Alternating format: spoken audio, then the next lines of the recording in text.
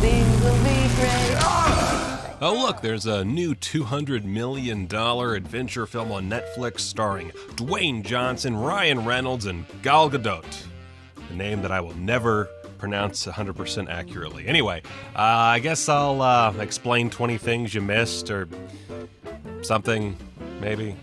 Yeah, let's do it. You're right, we should wash up first. It's okay. You're safe here. First up, gotta talk about them eggs. See, Cleopatra's eggs are completely fabricated for the film. The idea that Antony had them made as gifts for his Egyptian girlfriend is something writer-director Rawson Marshall Thurber came up with to give his trio of humorous Hollywood elites something to chase through studios for. However, the idea of the eggs is technically based on real-world history. You've probably heard of the Faberge egg, which was a jeweled egg made by the Russian jewelry firm House of Faberge between the years 1885 and 1917. 52 eggs out of a total of 69 were created for the wives and mothers of Tsars Alexander III and Nicholas II. Hey, 69 is not a funny number. Yes, it is a funny number. What am I saying? Some of them are still missing to this day, leaving them open as perfect plot devices. And heck, they've been used in other movies, Ocean's 12 and Octopussy, to name two of the most famous examples. Of course, these aren't Faberge eggs. These are fictional Egyptian eggs. People love eggs, especially Dwayne Johnson. Look at that guy. Jesus. Imagine how many chickens it takes to satiate that heaping mound of flesh. Anyway, enough artsy crap, let's talk big Johnsons and small cars. Specifically, Dwayne Johnson fitting his massive frame into this tiny Porsche Taycan Turbo S. Of course, one brief use of the Beastie Boys Sabotage and a rogue gelato truck later, and the Porsche is no more, cutting what might have been a wild Michael Bay-level car chase short. Now, I don't know if they had planned a full chase before realizing Johnson couldn't fit in the Porsche. That seems unlikely, but if this whole gag is based on his insanely wide back, it does kind of make it all that much better. Side note, I love how you never get a clear shot of Johnson getting in or out of the car. They always employ a cut to help us believe the fiction that this big some gun could just pop in and out of this itty-bitty product placement. Man, I would love one of those now. Oh wait, I work for a YouTube channel. Okay, movie references. You know them, you love them, you usually spot them before these videos come out, and tell me about it in the comments. Probably the most obvious example that isn't a line spit out by Ryan Reynolds. That's a nice. Yeah, that's a Borat reference. A good job, little buddy.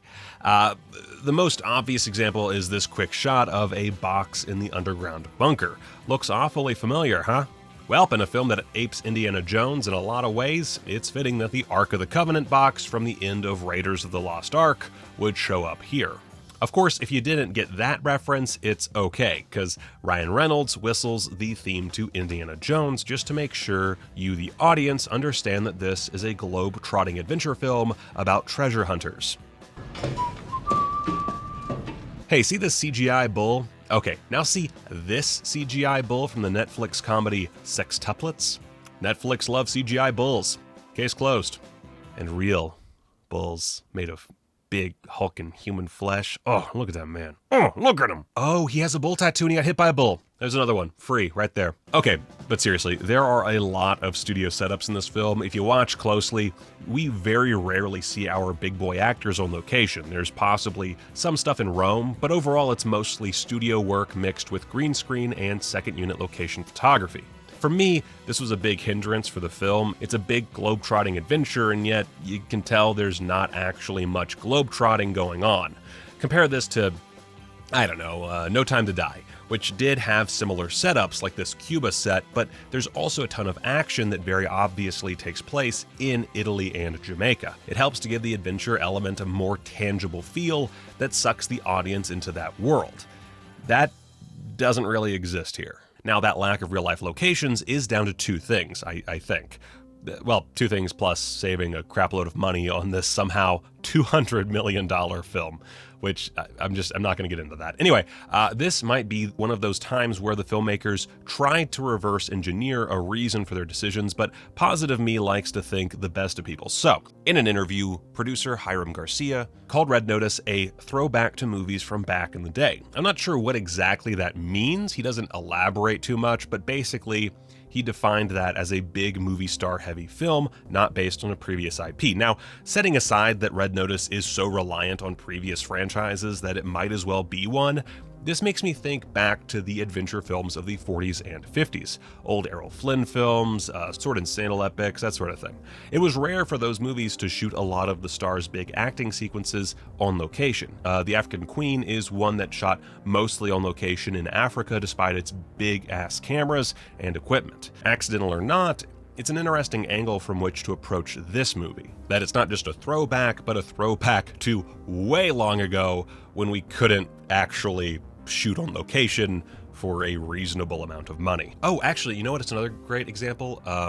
Cleopatra is a great example of this happening. They built a huge set and went way over budget. Oh my goodness. Oh, Cleopatra. That is what a disaster. But really, a big component was probably COVID. The production started in 2019 and was shuttered temporarily in 2020 because, the big bad no good times. And if you watch closely, you can tell from the lack of crowds and hefty use of 2 or 3 person scenes that anytime they could, the production mitigated risk, and the almost absurd use of sets and green screen to get across the world-spanning adventure certainly fits in with that. And yes, I did just get 3 entries out of that detail. There's not a whole lot to miss here, so it's pretty simple stuff. I don't have a lot for you. I'm sorry. I see what the problem is. That's the problem. That is not kind. You know what's not? Hey, you see that gin Ryan's drinking? That's Aviation American gin, of which Ryan is a pretty relentless shill just about any time he gets a chance, because, hey, he's got bills to pay, man. Although, according to Reynolds, it was Dwayne Johnson's idea, which leads me to...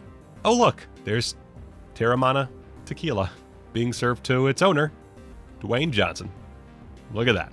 I guess he was just getting ahead of any future arguments over shameless product placement by doubling up on the product placement. Now, okay, this deepfake tech, yeah, makes no sense. It would take forever to render that sucker. You'd need way more images. Not sure how the hell he got the voice thing to work. It's a mess. But what struck me about this was how Ryan Reynolds' character was the one using it after his previous big old blockbuster Free Guy used the more real-world version of the tech extensively in its VFX, which I did a video on. You can go check that out. Or not, whatever. Late in the film, we learn an important character detail. John Hartley here is not a cinephile. You ever see Sullivan's Travels? No, I haven't. Sullivan's Travels is a frankly fantastic 1941 film starring Joel McCrea and directed by Preston Sturges, who directed the equally great The Lady Eve that same year.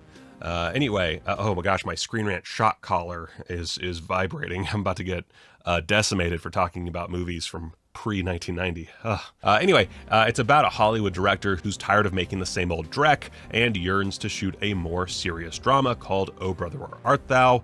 In order to get into the mindset of the poor, downtrodden masses he wishes to depict, he dresses up as a hobo and hits the road. In the end, spoilers, he decides to just keep making dumb comedies because while they aren't filled with depth or pathos, they serve a purpose in bringing joy to those less fortunate. Kinda like Red Notice.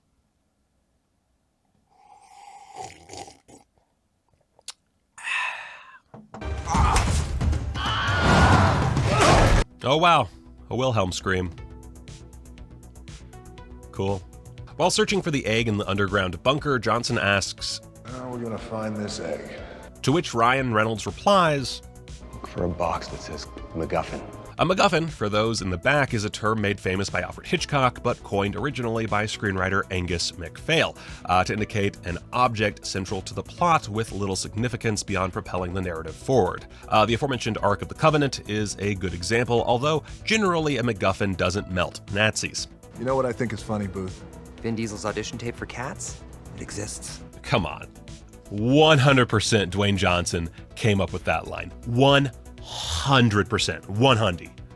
For those of you not knee-deep in Fast and Furious knowledge, Johnson and Vin Diesel they don't really get along, and that made them working together on those films extensively tense and even necessitated a spin-off film for the character Luke Hobbs. Perfect timing considering that now infamous Instagram post from Diesel. Ryan Reynolds' character Nolan is the son of a police officer, which works out really well considering Reynolds himself is also the son of a police officer. And hey, see the boat that Nolan is using to get to his definitely in Bali hideaway? It says, "We're gonna make it, Rose," a reference of course to Titanic. Y'all, straight up, I'm running out of things you might have conceivably missed. I guess for the kiddos watching, at one point, this party is referenced as an Eyes Wide Shut party because in the Stanley Kubrick-directed Tom Cruise, Nicole Kidman cinematic masterpiece Eyes Wide Shut, there's a party. Like this one. Except everyone's having sex. Oh, speaking of that party, did you recognize the actor playing Sotto Voce? Dude's name is Chris Diamantopoulos, and you've definitely seen or heard him before. He was Mo in the criminally underrated Three Stooges movie. He's the voice of Mickey Mouse in The Wonderful World of Mickey Mouse. He's not the official voice of Mickey Mouse, but in that series of shorts on Disney Plus, he's the voice. He was Darkwing Duck in DuckTales, and he's noted 3 commas recipient Russ Hanneman in Silicon Valley. Eat this. Open your mouth. Open your mouth. Eat it. Eat it. Eat it. Don't chew. Just let it dissolve. By the way, Sotto Voce is also a term for lowering one's voice or to say something quietly so as to not be overheard.